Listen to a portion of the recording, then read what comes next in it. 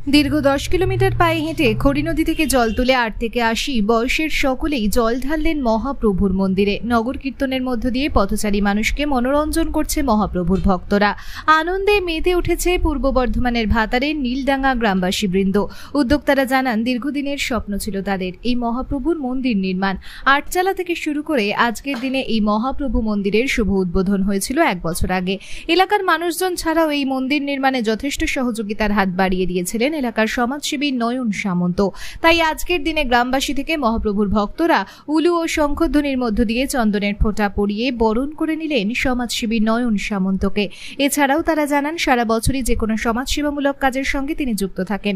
সব রকম সহযোগিতায় তিনি ছুটে আসেন। তাই তার সহযোগিতায় আজ এলাকার শতাধিক দুস্থ মানুষ উৎসবের দিনে হাতে নতুন কাপড় পেয়ে খুশি এলাকার মহিলা থেকে বৃদ্ধরাও। উৎসবের কটা দিন তারা আনন্দে থাকুক এই বার্তা দেন সমাজসেবী। আজ অধিবাস সংকীর্তন দিয়ে শুরু হলেও আগামীকাল দিবারাত্রি চলবে নাম সংকীর্তন ও রয়েছে সকলের জন্য ভোগের আয়োজন। পূর্ব বর্ধমানের ভাতার থেকে কুন্তল মণ্ডলের রিপোর্ট। আজকে আমাদের 1 বছর পূর্ণ হয়ে 2য় বছর পড়ল। গত বছরে আমাদের আজকের দিনে এই মন্দির উদ্বোধন হয়েছিল সেই আমাদের বিশিষ্ট সমাজসেবী নয়ন সামন্ত মহাশয়ের উদ্যোগে। আজকেও আমরা ওনার সহযোগিতায় এই অনুষ্ঠান করতে পারছি। উনিও আমাদের মধ্যে উপস্থিত ছিলেন এবং এই অনুষ্ঠান করতে পেরে আমরা সকলেই খুশি এবং আমাদের গ্রামবাসী সকলেই খুব খুশি। আজকে আমাদের হরিনাম সংকীর্তনের শুভ আরম্ভ, মানে গত বছরের নয়, এবছরও এই অনুষ্ঠানটা হচ্ছে। আজকে যে নয়ন সামন্ত মহাশয়কে আমরা সব সময়তেই পাই। ওনাকে যে কোনো সময় যখন ডাকি আমরা সব সময়তেই ওনার সহযোগিতা পাই। এই হরিনাম ঘিরে আর কি কি প্রোগ্রাম রয়েছে?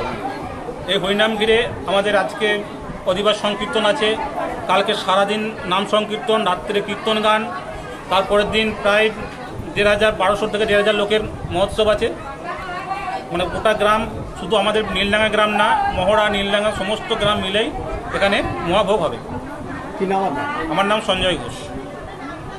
আজ এখানে আমরা বনপাস অঞ্চলের নীলডাঙ্গা গ্রামে উপস্থিত হয়েছিলাম। মহাপ্রভুর পূজা এবং হরিনাম সঙ্গে অন্নকূটের ব্যবস্থা আছে, সেই রকম একটা অনুষ্ঠানে আমরা এখানে উপস্থিত হয়েছিলাম। আমাদের বিশিষ্ট সমাজসেবী নয়ন সামন্ত মহাশয়ের উদ্যোগে, ওনার উদ্যোগে আমরা এখানে সমবেত হয়ে বস্ত্র বিতরণের অনুষ্ঠান সম্পন্ন করলাম। শতাধিক বস্ত্র ছিল যেগুলো আমরা আজকে বিতরণ করলাম দুস্থ মানুষদের উদ্দেশ্যে, এবং সেই মানুষরাও আজকে আপ্রাণ খুশি যে আমরা আজকে একটা উৎসবের দিনে বস্ত্র পেলাম।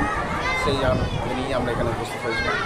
গত বছর একই দিন এই মন্দির যে শুভ আগের বছর যে মন্দির উদ্বোধন হয়েছিল সেই দিনেই আজকের দিনে মন্দির উদ্বোধন করার পর এবছর আজকের দিনে সেই পুজো এবং সেই হরিনামের ব্যবস্থা করা হয়েছে।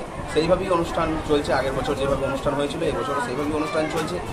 গ্রামবাসীরা আমাদের দাদাকে আমন্ত্রণ জানিয়েছিলেন, দাদা সেই জায়গায় সহযোগিতার সাথে বস্ত্র বিতরণ অনুষ্ঠানটার সঙ্গে যোগ করলেন যে যাতে গরিব মানুষরা বস্ত্রটাও পায়।